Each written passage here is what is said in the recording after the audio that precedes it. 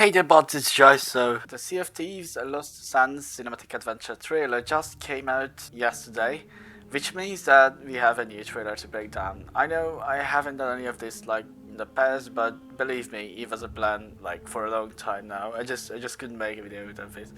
But now let's take a look at what this trailer actually shows us, what we can expect from the next adventure, and if we get any spicy features other than the adventure in this update coming May 2016th, which is this Thursday. So first of all, let's just start by the very obvious. This adventure is going to be the first one where the players have to choose a side, which means you can either complete Merrick's side, which means you're going to rebuild or help rebuild Golden Sands with him, or you can choose the Servant's side or Flameheart Studios side, which obviously leads to destroying Golden Sands or at least abandoning it. I don't know if it will be destroyed or not.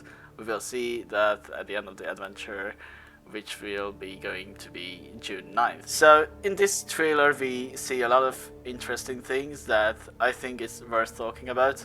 So first of all, the animation and obviously the whole atmosphere of the series, like it's amazing. Considering the adventure trailers, this is their best one so far, because adventure trailers have always been very nice, even though some of the adventures have been a disappointment. Their trailers are always very well put together, but this one is like, it's extra cinematic, it's extra crispy.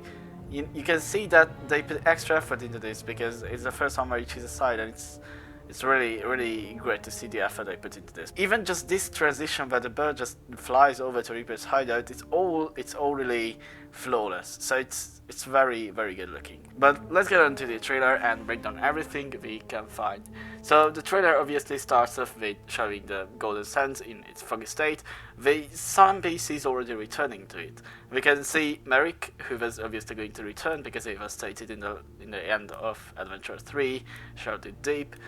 And we can also see Cecil here. I believe he's called Cecil, right? He's just a normal shopkeeper NPC. He's not really important from the story perspective, at least yet, but I don't think they will give him like a big role. So as you can see, both of them return to Golden Sands, and we also see the classic crew from previous cinematic trailers that we see in almost every cinematic trailer. Basically, this is the crew that represents the players. So the lady that you can see here and the man who's carrying this clothing. Also, this is a cargo. So moving on forward, we hear Merrick talking about rebuilding Golden Sands and showing the Reapers that they haven't won yet and that they still have plans to make and they still have stuff to do in Golden Sands and that they are not just giving Golden Sands away for them. And during this conversation, we see a Reaper's heart parrot, of which we found out during the Shrouded Island adventure that these spirits are basically the spies of Flameheart Jr. And then we get this amazing cinematic transition that I've been talking about, and we get to see Reaper's hideout from a nice angle, and then the bird flies to Flameheart Jr., sits on his, and this is my favorite part of this trailer actually. Like I just like how the bird just sits on Flameheart Jr.'s shoulders and just farts out all the information that they gathered. Emits all this in a red gas. It's really like he's farting, I don't know, kind of dumb.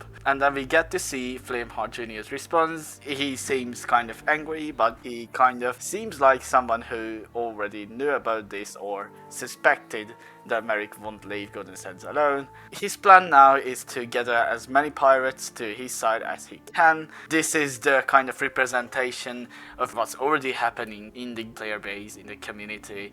You can actually see all kinds of posts regarding this, but I will talk about that later. So later on, when the camera zooms out of the hideout's centerpiece, we can see a robot that is kind of new. I don't know, it looks good. This robot has kind of a skin to it, like this is a Reaper robot. You can see the runes on the robot. It might be saying Pirates of War All Eternity, it might be saying something else entirely, I don't know. I'm not the guy who translates runes, to be honest. So yes, obviously this robot is pretty new. You can see a cannon on it, and we see something on the other side of the robot which is kind of suspicious because it very well looks like a keg. So this, ladies and gentlemen, is a robot with a cannon and a keg on the other side.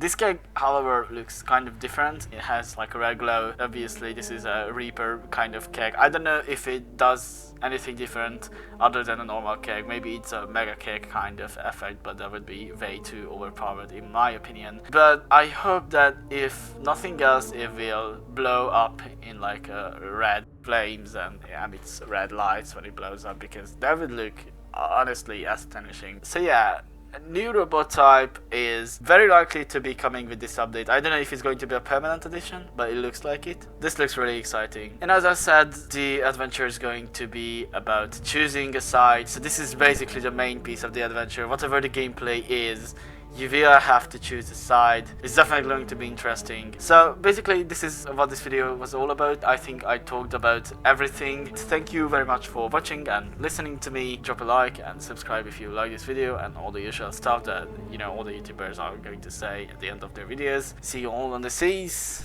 Bye.